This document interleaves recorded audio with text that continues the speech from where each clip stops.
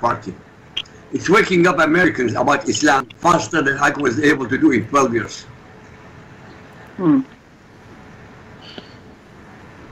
I like to pursue that just a little bit, if you don't mind, Jim. Yes, go ahead.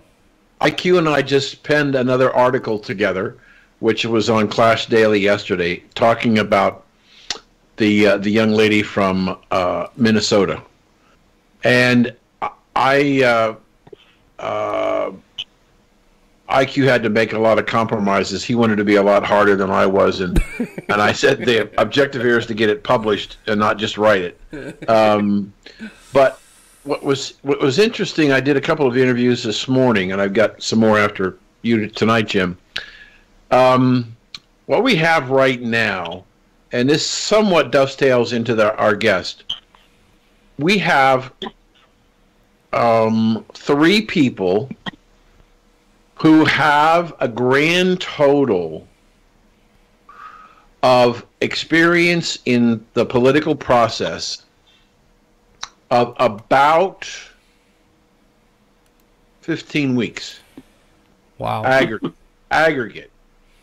And yet today, these 3 women, the 2 Muslim women and AOC basically said yesterday, when Nancy Pelosi said she was not going to support the impeachment of Donald Trump, she said yesterday, quote, "If she won't get it done, then I will be the leader of the House."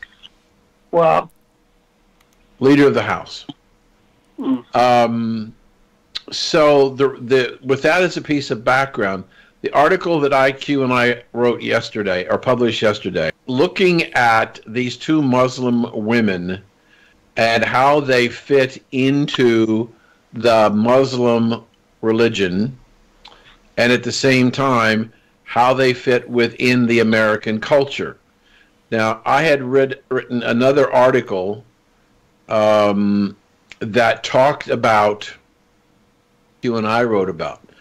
But when I heard your introduction from Jim, I would say that we concluded in our article that because of the influence of Sharia law and the Quran, these 2 women are effectively trying to capture the United States. And to a great extent, at least for now, they have gained control of the Democratic Party in the House. And they're both Muslims. They're both Sharia compliant. They both are believers, obviously, in taqiyya. They can lie, cheat, and steal. Don't have to be held accountable when they're dealing with infidels. So I'm concerned that we're going further and further away from God as a nation when we've got some north of 50% of Americans, especially young people, are more interested in a socialist communist society than they are a Christian Jewish society. So how does this movie about this one person have an impact on the reality of what's been going on over the last 2 months in our Congress, in our country? Well, I think that certainly it turns toward a foundational principle that, if you look at our money, you look at many of the monuments in Washington that say, "In God we trust," one nation under God. I mean, you see it everywhere, and I think in some sense it leans toward that. And many people would say, even what has happened, I mean, people call it a miracle that Trump is president, and I don't know. I mean, nobody can be sure except Trump himself. Where his faith is with God, just like we all have to answer to God for that. But if you look in the Old Testament, God allowed kings and leaders in Israel who could help bring the nation forward and do things for that nation. And there were good and bad kings. And you wonder. I mean, you look at history, you look at where we are as Americans, and I think you have to say in many cases maybe God's given us a chance to make a difference and to maybe turn back our compass to some extent. And hopefully stories like ours and many others that are being told can can cause people to think and cause people to reflect a little further. You know, the one word we hear a lot in society today, and whether it's a Democrat or whatever it happens to be, is that word tolerance. The problem I have with it and some of the narratives that, and I haven't read your article, but I'm sure you were hitting on, is tolerance is okay as long as you agree with everything that I want to do and say, which is not really the definition of tolerance. But I do think that there are things definitive in our nation and the foundational principles of our nation that we really have to look at, and that's what we hope to point to. What I didn't say, the last half of this movie really turns, after the reference to prayer, to 13 world leaders in business and economics and military affairs, and it asks the question: what does it really mean for America to have an influence on the world? What does it mean for America to be great again? What does it mean for America to be a godly nation? And people like the former CEO of Aston Martin, people like the former communications director for Netanyahu, General Boykin, who led the Desert Storm initiatives many years ago, talking military, and I think that too really points to more of a contextual reason as to why we really need to look at these things and evaluate these things in our world today, and we need to pray more than anything else that God would bring us back to those foundational principles. I would say to you, sir, I've written a couple of commentaries on the New York legislation and the legislation that was tried to get through in Virginia on post-birth abortion. Mm-hmm. The fact that we had legislatures in the state of New York who applauded this bill after it was passed and signed, and the governor of the state of New York asked these buildings to be lit up with pink lights in celebration of the ability to take abortion to a new level in killing life. I'm appalled that that has happened, and granted, it tends to be the left that's doing it.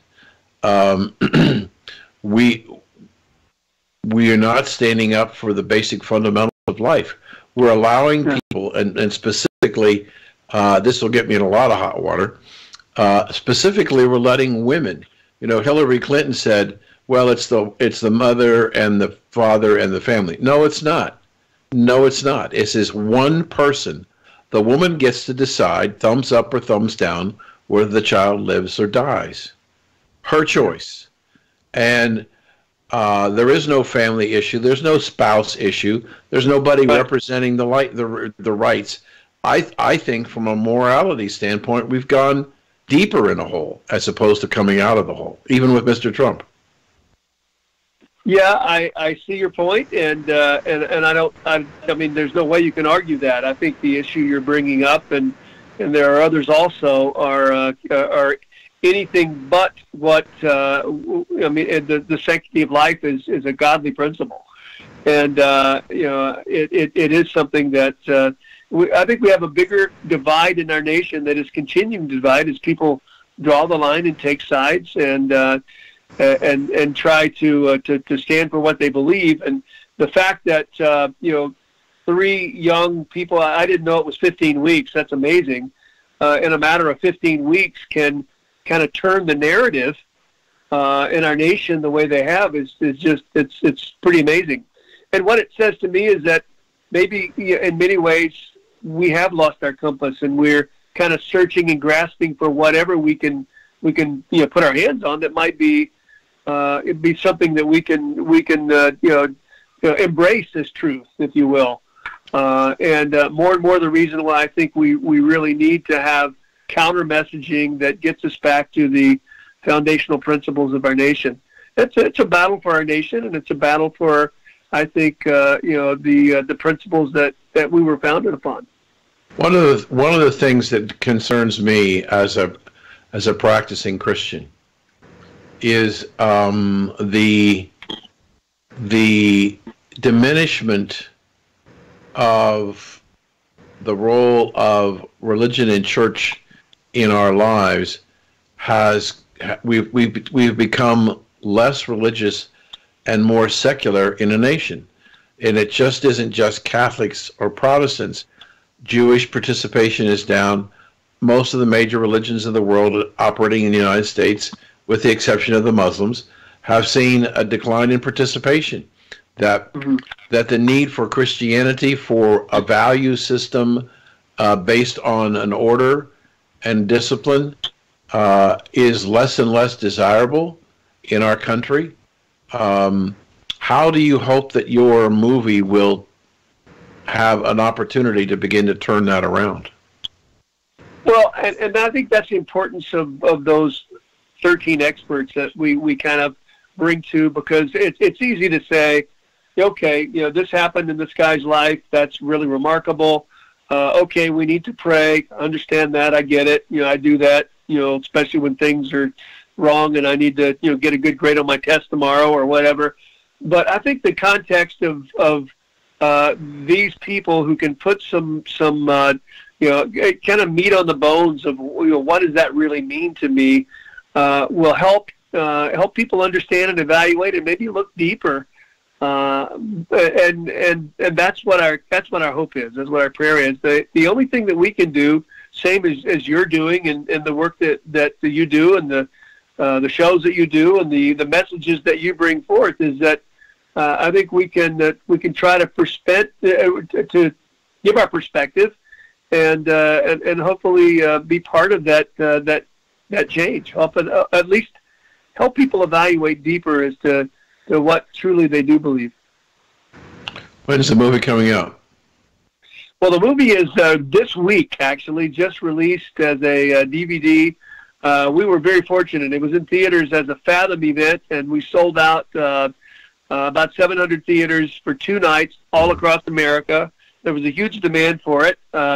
We chose to, we had Walmart basically come on board to do a exclusive in-cap release, and the beauty of an in-cap release is that, you walk down the aisle and it's in front of you. It's right there. It's not stuck in the middle of everything else in the store.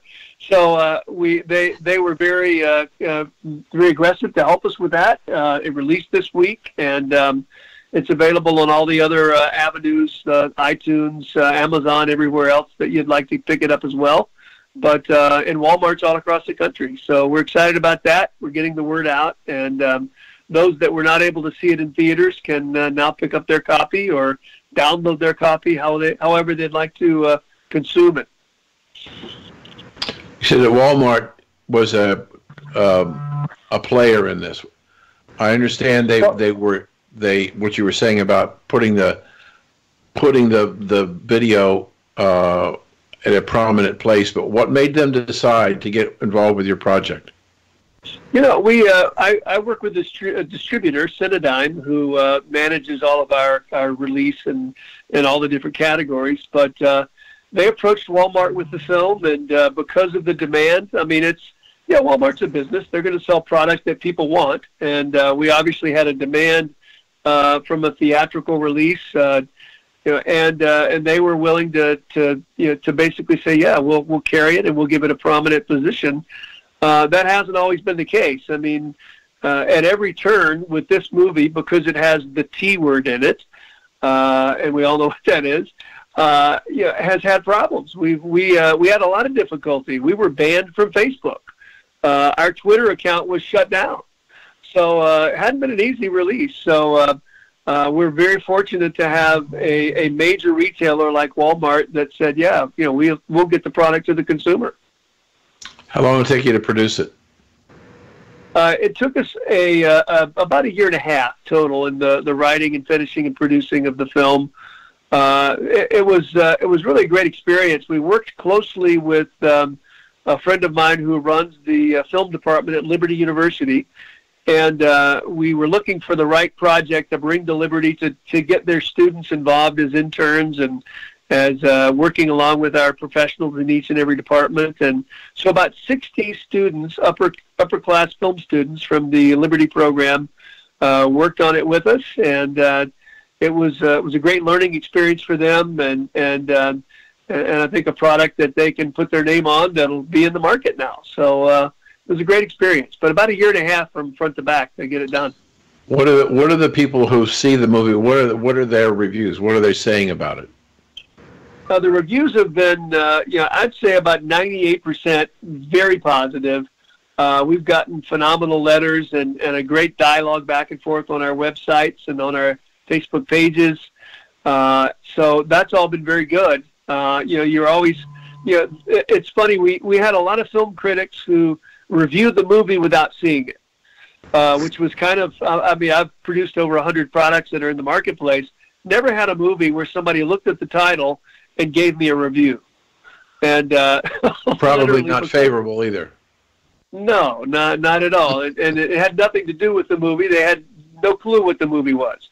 But the T word really prompted them to take a position, and and that's what happened. But it has been an amazing film to do. It's a very different film for me, but something that I just felt compelled to do. I really did. I felt it was something that was maybe because of what I do, and I tell stories and have an opportunity to at least open up dialogue for opinion. And I really felt compelled that this needed to be said, and it was a story that needed to be told. Did you have any forums online after we did the two Fathom events to see if you got any feedback immediately through the internet, through forums? Oh, we got tons of feedback, hundreds and hundreds of responses. One of the most phenomenal things that happened, and we haven't talked about it yet. The movie at its core is about prayer for change, prayer for God to intervene in our nation, and we did not. I mean, this was not in any way coerced by us, but in theaters all across America, after the movie, people would just spontaneously pray. And, there's no big sign that comes up after the credits that says, pray now. But I remember coming out of the premiere, opening night. We were actually in Lynchburg at Liberty doing the premiere. And my phone just started to blow up from all over the country. People telling me these stories of, people holding hands. I've got pictures. They sent us pictures of people interweaving between, seats in the theater and holding hands and praying with strangers. And one story that was one of the first I got was from a Nashville theater that was sold out. Everybody stayed through the credits, and this lady in the back of the room stood up and said, "Hey, we should pray now," and began reciting the Lord's Prayer. And by the time, in unison, just spontaneously, the whole theater of strangers began to do that. Small little groups in the lobby that I have pictures of these 5 or 6 people just with their arms around each other praying. And this happened in cities across America. It was a phenomenon. But I think it was maybe something that, again, empowered people to say, hey, I don't know what to do. I don't have any position to say anything to any of these congressmen or senators or anything else, but I can pray.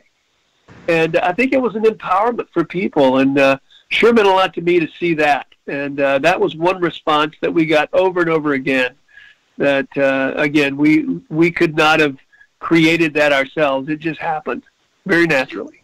Do you think, is it possible that this movie, not that it would necessarily have changed the release or anything else, but could this movie been made without Donald Trump? Or is it integral? Well, I think the core story, because of it talks about this Mark Taylor, the fireman who had this vision and had this message from God, is certainly the principal core of the film. So this particular film, no, but I think the other elements of the film, as it's related. In fact, we've talked about there's a kind of a bridge between the dramatic feature and this context of the 13 people that discuss the America and the elements of America in our world.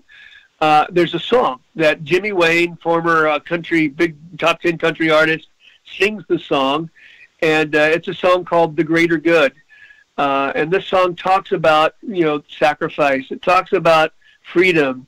It talks about the kinds of things that have happened, and the visuals, the pictures around it are of people that are family members of husbands, kids that sacrificed their lives for our country.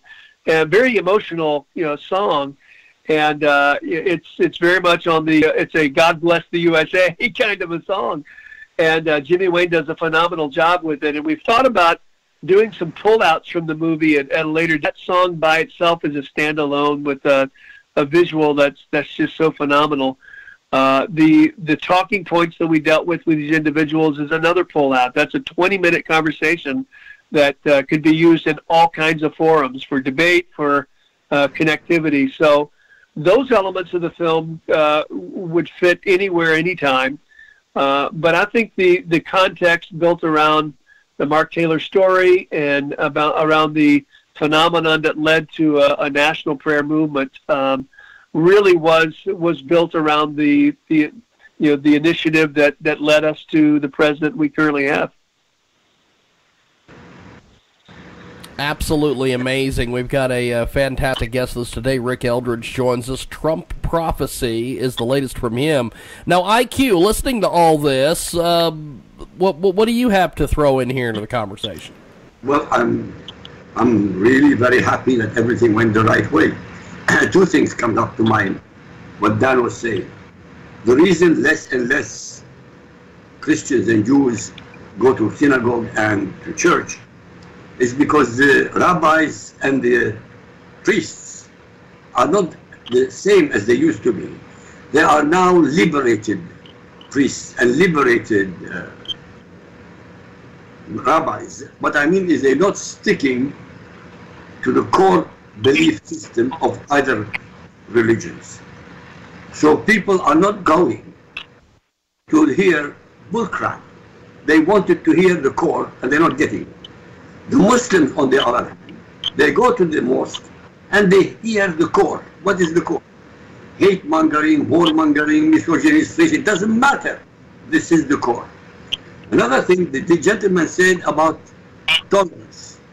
Well, let me recite to you the most remarkable axiom by a man called Karl Popper about tolerance. It says, unlimited tolerance must lead to the disappearance of tolerance. If we extend unlimited tolerance even to those who are intolerant, if we are not prepared to defend the tolerant society against the onslaught of the intolerant, then the tolerant will be destroyed and tolerance with them. We should therefore claim, in the name of tolerance, the right not to tolerate the intolerant. And this is exactly what's happening in America. You have Muslims who are intolerant in Congress, and in many branches of the United States of America, in the CIA, in the FBI, in the education system, in the political system. And nobody wakes up. I mean, nobody is waking up, literally. I've been at it for 12 years, ladies and gentlemen, trying to wake Americans up. But not enough. Back to you. Dan, listening to all this, what do you make of what IQ was saying there to our guest? Well, it's fascinating to me because man has had some kind of a relationship with a spiritual being since its creation, Adam and Eve. And we have periods of time when we have strong relationships, and then we have periods of times that are tumultuous. I just don't see, and maybe I just don't have the vision for it, Jim. I don't see how we're going to take back what the left has spent 50 years trying to destroy in the country. And I wish there was a way. I just don't know of a way. And as we grow subsequent generations with less and less relationships with their God, I don't know how the number of people that are going to be praying is going to continue to decline. The number of people going to church is going to continue to decline. I don't know what happens to turn that. Maybe your guest has an idea, but I don't see how it turns. I see it continuing to erode, and I don't know what the momentum is to change it. Yeah, well, I think that it certainly, and it may take, I mean, you know how things things happen in our world. It may take something that, and I hate even saying this, but a catastrophic something that points us back to the core of what's real and where do we need to take a stand on things. I will say this: a few weeks ago, I was in Orlando, Florida, and I was at an event that was called The Send, and it was an event to call together a lot of mission organizations like Youth with a Mission and InterVarsity and a lot of these organizations. And I was invited to this event, and it was an all-day thing at the Citrus Bowl in downtown Orlando. 70,000 people in the stadium, and they were doing music. They had all kinds of speakers, and it was a rally for truth and faith. But more than anything else, it was a rally to encourage people to mission. And after sitting and listening to a couple speakers, my wife and I got up and just kind of walked around and kind of looked a little bit. And all around the arena were booths, and these booths were made up of organizations most of them I'd never even heard of, but that go do mission stuff everywhere.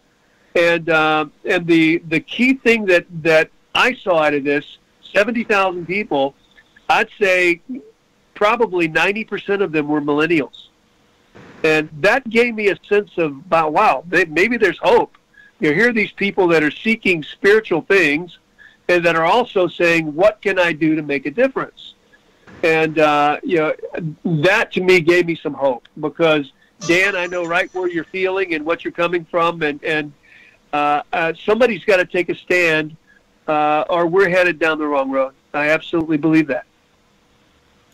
I agree with you. I just don't see.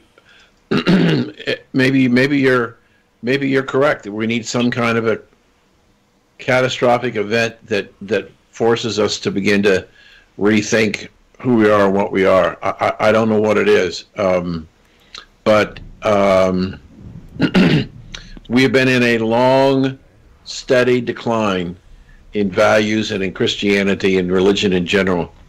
And turning the Titanic is going to be a tough job. I commend you for your movie. I'll look forward to seeing it. I get it online. Where do I get it online? You can go to Amazon. You can go to iTunes. Wherever you buy DVDs, just type in Trump Prophecy, and it should come at the Trump Prophecy movie. And if you're out and about and buying supplies and you're at Walmart, support them because they've certainly supported us, and I appreciate the stand they've taken. Go there and buy it. But it's still there available? It is. Okay. So anywhere you find DVDs, you can find them. Just one more thing about your point, Dan. I played golf yesterday with a very close friend of mine who was head of the Jewish synagogue here in my town, and over 20,000 that attend there. And we were talking about some of the very things that you and I were hitting on, and you have written about. And he reminded me of some of the Israelites, and they were in desperation in the desert for 40 years. And because they had kind of turned from where they where they were supposed to be, and the direction that God had for them, going into the Promised Land, even. And I hope we don't have a 40 year fall for where we are today. But that was just sobering to think of. Is I think whatever it takes for God to get our attention, if He truly is sovereign and He truly is in control, then we may be in for that. You triggered an event in my brain when what you just said at our worship service on the Sunday. The pastor was telling us that the Israelites had to wander in the desert for 40 years. Right. And a lot of people have wondered, they couldn't find a place to go after 40 years. And he said, what happened was that God put the Israelites in the desert because He wanted to give them a second chance. And they had behaved badly when they were in Egypt with false gods. And he said to them this very striking moment. He said to us on Sunday, God put him in the desert for 40 years for the non-believers to die and the next generation to come forward. Mm-hmm. I wonder if that... That's true, by the way. That's exactly a fact of life. And the Bible says it. He had to destroy all the old generation so that Joshua will have a new generation of fighters, because the others were cowards. Yep. IQ, you may very much be right. I think we can just do our part, and that's what I'm trying to do, telling the stories I tell. And if it can affect at least some conversation and some reflection on who we are and where we are, then at least we've started a narrative. Jim, do we have any more time with this gentleman, or does he have to go? That's what I was getting ready to ask. Rick, do you have a little bit more time, or are you going to have to get off with us here? I can hang with you longer. I'm fine. Okay. Well, Dan, go ahead. To ask him a question about what other things he's done. What other things have I done? You said you had over 100 projects. Give us some idea of some of the other things that you've done. Well, I did a movie 15 years ago that still plays all the time called Bobby Jones' Stroke of Genius, golf movie about the greatest amateur golfer ever, and that has been a very successful film. That and an amazing man. I did a series of movies. Started with The Ultimate Gift, music with James Garner, Brian Dennehy, and Abigail Breslin. And it became a trilogy. We did Ultimate Life and then Ultimate Legacy, but the context of that is really around a self-made billionaire who gets to the end of his life and realizes that he's done a lot of really great things. He's given away a lot of money, and he's certainly had a very successful life, but he's got a totally dysfunctional family, and sees this great-grandson who's kind of a playboy kid, who reminds him of himself, and begins to, through a series of what he calls gifts, give this guy some reason, and this is in his last will and testament, to learn some things about life. And of course, the kid's just saying, "Hey, I'll do anything for the money." This guy's a billionaire. But at the end of it, he learns core values in his own personal life, and it's those gifts that lead up to the ultimate gift. So we did a trilogy of those films with the first with James Garner, Brian Dennehy, then we added Peter Fonda, and then we added Raquel Welch for the last one. So we've been a great cast, and those are two that have had a lot of national acclaim and are still out there, playing all the time on TV and stuff. Are you working on any new projects now?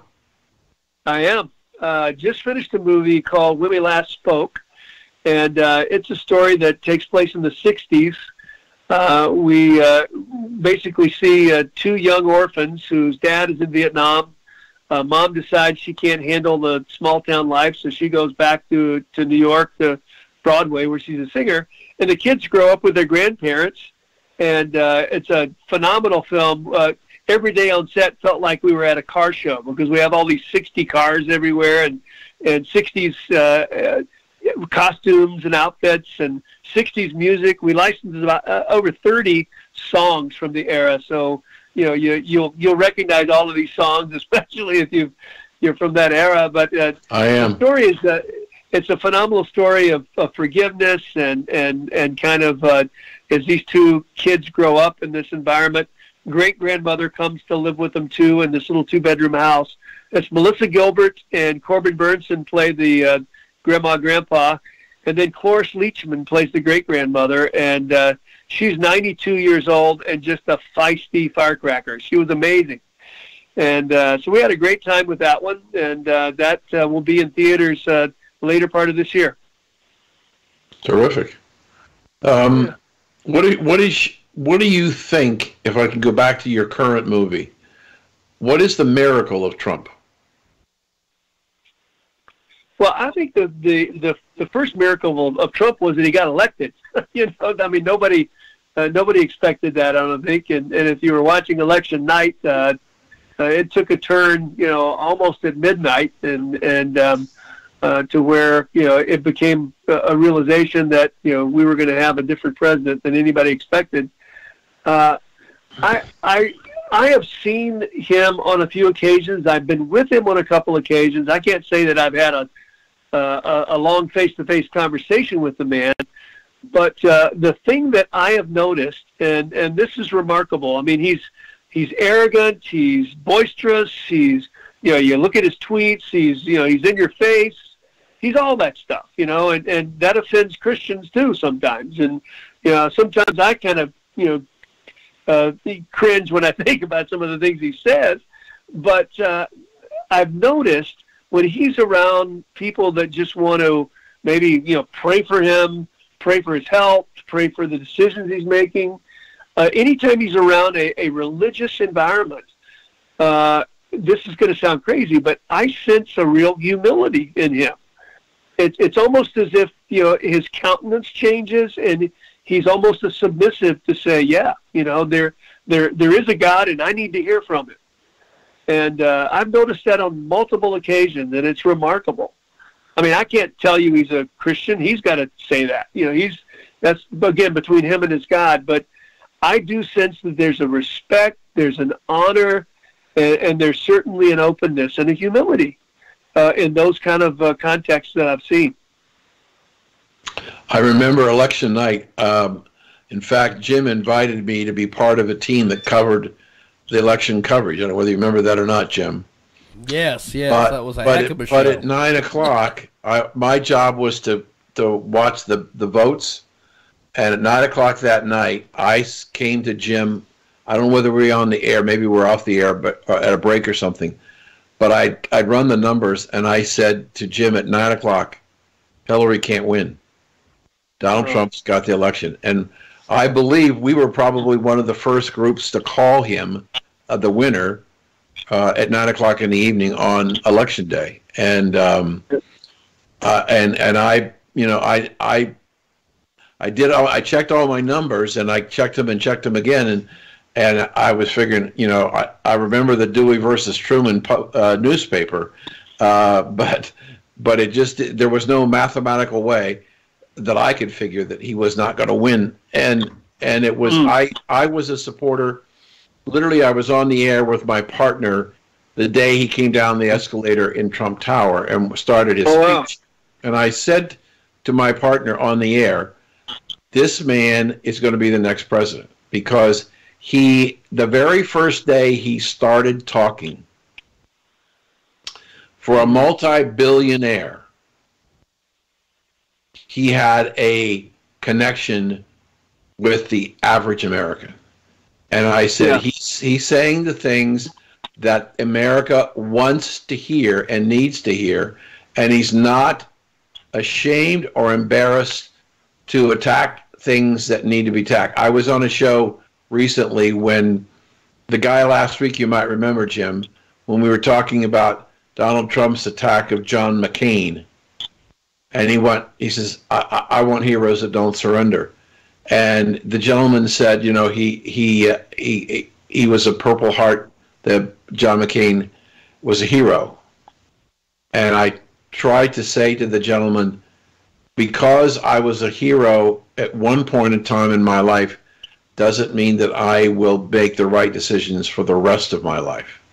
And clearly, in my opinion, John McCain made a lot of mistakes and not in favor of the country. But he doesn't seem to be, as I've studied Mr. Trump, he doesn't seem to be a person who is concerned about the elites. He's more concerned about mom and pop. And as I heard recently, they're talking about 25% of the illegals coming into the United States are going into California, and they're going to vote. And under our current system of election, whether Mr. Trump loses California by 10 million, 20 million, or 30 million, there's still only 52 electoral votes, and that's how we elect presidents. Yep. Do you what do you think is from somebody who made this movie and obviously is intimately involved to what's going on in the country? Are you hopeful for the country? I remain hopeful because I do see, I see pockets of change. I see, remnants of hope. I mean, I mentioned this event in Orlando. I mean, that really, I mean, it was emotional for me to see that and to see these guys fired up. I mean, they were not just, sitting on their hands saying, yeah, tell me something. They were fired up about their faith and about what they could do in that. And the next message that was there from the platform was one about our country and about the reformation of our country. And it was very uplifting to me. But it's interesting you mentioned that you were there. We don't really have a lot of Trump in our movie, but the one scene that you see is him coming down that escalator that's in the film. It's an iconic, scene. And so it's maybe you're in our movie. We need to go back and look at that. The other thing, what the one of the points that I have made is that I've never seen. I'm 73 years of age, so I've been involved in a lot of presidential campaigns and political parties. I have never seen a party like the Democratic Party who gained control of the House, who so disintegrated in a very short period of time, the way the Democrats have this year. They really have, and to see them grasp the freshmen that they have, who basically are the voice of the party now. That's just uncanny to me. I mean, I don't know who's on the strategic side of that, but man. Well, if we're Christians, we got to be concerned if the leadership of the Democratic Party are two Muslim women. Yes, that's true. Absolutely true. Yeah. Jim, I think I'm done. Okay. Well, Rick Eldridge with us today here in our broadcast. Now, Rick, we've got a little bit of time left here. Do you want to talk some current events with me and Dan and IQ here? I'll do my best. I'm probably not anywhere near as qualified as you guys, but I'm happy to do that. Well, Dan, what do you make of some of the current events going on? And I kind of want to bat this around with you and IQ and Rick here. The thing I find amazing is that, just to put it in perspective, on Christmas Eve, Nancy Pelosi and Chuck Schumer were sitting in the Oval Office with the President and the Vice President of the United States. And she basically blew him off. And she went outside in her red coat and she said, "No money for the wall." And the newspapers the next morning were all writing about how the Democrats are now in control. She is the most powerful person in the United States. And she now has lost control of the Democratic Party, at least as it relates to the House. And if 100 members of the House have talked about wanting to impeach the president, and she says it's not going to happen, there's a possibility that she loses her job as Speaker. And I'm not sure I know who's going to replace her, but we have an incredible amount of power concentrated in maybe as little as 5 people. And what amazes me is that the Democrats do not want to challenge these 3 women. Mm-hmm. And in some respect, I'm saying, go girls, because what you're doing and you're trying to do just creates another vote for Donald Trump for re-election. Yeah. And I just see that. Yep. and I've heard many times the narrative that let them go, they'll self-destruct, they'll implode, and we've got another 4 years, and that very well may be true. Yeah. Are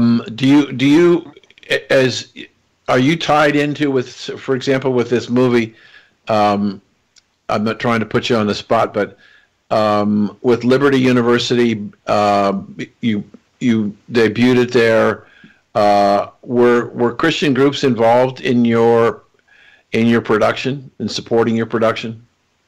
Yeah, they were. I mean, there were quite a few Christian groups that got involved in the marketing of the movie. Of course, the people at Liberty embraced it, even though they were ridiculed in many ways for doing it. A lot of articles came out against Liberty because of it. But we also found there were a lot of the church community that were not willing to openly embrace it because they were afraid they would. I mean, we had a few Christian groups that even said, we have a lot of parishioners that might be Democrat, and we need their tithe, so we're going to have to take a step back and not really openly get involved. But hey, we believe you, we support you, and I got a lot of that. I really did. So are you finding support waning or growing for Mr. Trump in the Christian communities? I think in some ways it is waning. I think that the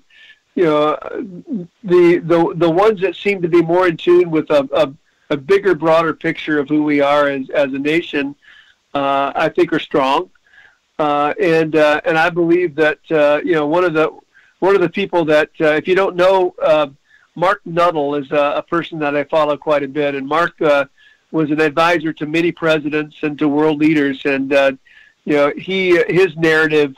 You should Google him and look him up. A phenomenal, brilliant mind, an attorney who has worked with presidents over the last several years. Reagan was he was a major advisor to Reagan. He would tell you that he feels like there's certainly a remnant there, and that there's a continued following for him. I follow his narrative a lot. I enjoy him. And is he talking about anybody who's the leader out in the Democratic Party? He gives a pretty broad perspective. His last blog really talked a lot about that, and about the young leadership and influence in the party. And he kind of is of the belief that in many ways they'll implode, they'll self-destruct because of that. Does he talk about Uncle Joe being the presidential nominee for the Democrats? He hasn't gotten into that a lot, but I think his last blog actually had about 22 faces on it, and Joe was one of those faces who could potentially be there. Yep. Yeah. I find that hard to believe, unless, as you pointed out, unless the young people, the young Turks implode and get destroyed. I can't imagine that the Democrats are going to go for a 78-year-old nominee, whether it's Bernie Sanders or Joe Biden for their nominee. And the idea that the Democrats have to move to the center, which is true. Yeah. I think it's impossible for them to move to the center. I think they're way past to being able to return to the center. Yeah, I personally, I think you're right. I agree with you. Yeah. Okay, Jim. Well, as we wrap up here with everybody, let's start with IQ. How do we get a hold of you online, IQ? As usual, very simple. Google my name, Al Rassooli, ALRASSOOLI. And Dan, bring us up to speed on your nonprofit, books, everything else. Okay. Two really, really important things happened over the last week or so since we talked. The president has signed an executive order to seriously attack the problem of suicide prevention in veterans. Very, very important. He's creating a task force to work with the Veterans Administration. 70% of all the veterans that commit suicide have had no contact whatsoever with the VA in their life. So I'm actually lobbying to get on that commission, but whether I'll make it or not, I don't know, but I'm trying. Second thing that happened this week, again, the president is discussing that we need to recognize that post-traumatic stress disorder is as much disabling as a wound from a bullet. And so he wants soldiers who have been diagnosed with post-traumatic stress disorder to be eligible for the Purple Heart. And I think we should. I think we should do that. So we're trying to get involved with this new commission and support the Purple Hearts, and we'll continue to add to our program. I'm continuing to write my Lincoln novel, and I've got a lot of speaking engagements that are coming in to talk about songs and stories, so I keep busy. Good stuff. Good stuff. And Rick, before we let you go, how do we get the movie, keep up with you online, everything else?